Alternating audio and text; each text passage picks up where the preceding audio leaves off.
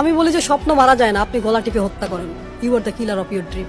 যেদিন আপনার স্বপ্ন মরে গেছে সেদিনই তো আপনি মারা গেছেন। হয়তো বা 70 বছর বয়সে আপনাকে দাফন করা হবে।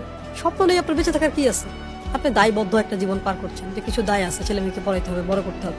এর জন্য আমি মাঝে মাঝে জিজ্ঞাসা করি আপনি কি জীবিত না জীবন্ত।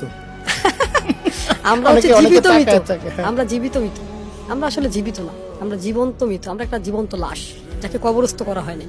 পৃথিবীর সব থেকে দামি জায়গা কোনটা বলেন তো? কবরস্থান।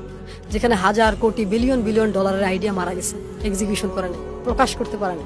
মানুষ কি বলবে, লোকে কি বলবে? আমাদের একটা ব্যারাম আছে, ব্যাধি, ভয়ঙ্কর মারাত্মক ব্যাধি। মানুষ কি বলবে? আমি যখন শুরু করি অনেকে অনেক কিছু বলছে। আমার হাজবেন্ড বলছে তুমি কথা বলবে, মানুষ কি ভাববে? আমার বউ কথা কয়। পরে আপনার হাজবেন্ডকে কি বলছেন আপনি? আমি তাকে বলছি যে তোমার জীবনে সফলতা কাকে দিবা তুমি? বলছে তোমার জন্যই তো আমি সফল। কেন? বলছে, তুমি তো সবসময় আমাকে বলো এটা করো, ওটা করো, ওটা করো। তাহলে তুমি কি চাও না আরো কিছু মানুষ সফল হোক? দেন হি রিয়েলাইজ। আমাকে কিছুদিন আগে বলতেছিল যে স্যার এত মানুষ, আপনারা যেহেতু এত জ্ঞানী মানুষ, এত শিখাচ্ছেন, এত মানুষকে বোঝাচ্ছেন, এত মোটিভেশন দিচ্ছেন, কয়জন মানুষের লাইফ চেঞ্জ হয়েছে? আমি বললাম যে পাবলিকের লাইফ তো তখন চেঞ্জ হবে যখন তারা চাইবে।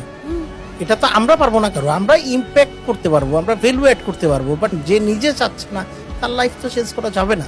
আচ্ছা, আমি একটা কথা বলি, আপনি কাউকে কোনোদিন কিচ্ছু শেখাইতে পারবেন না যদি সে শিখতে না চায়। একদম বাস্তব কথা। তা আমরা শেখানোর চেষ্টা করতেছি। শিক্ষাটা আপনি নিবেন কিনা এটা তো আপনার ডিসিশন।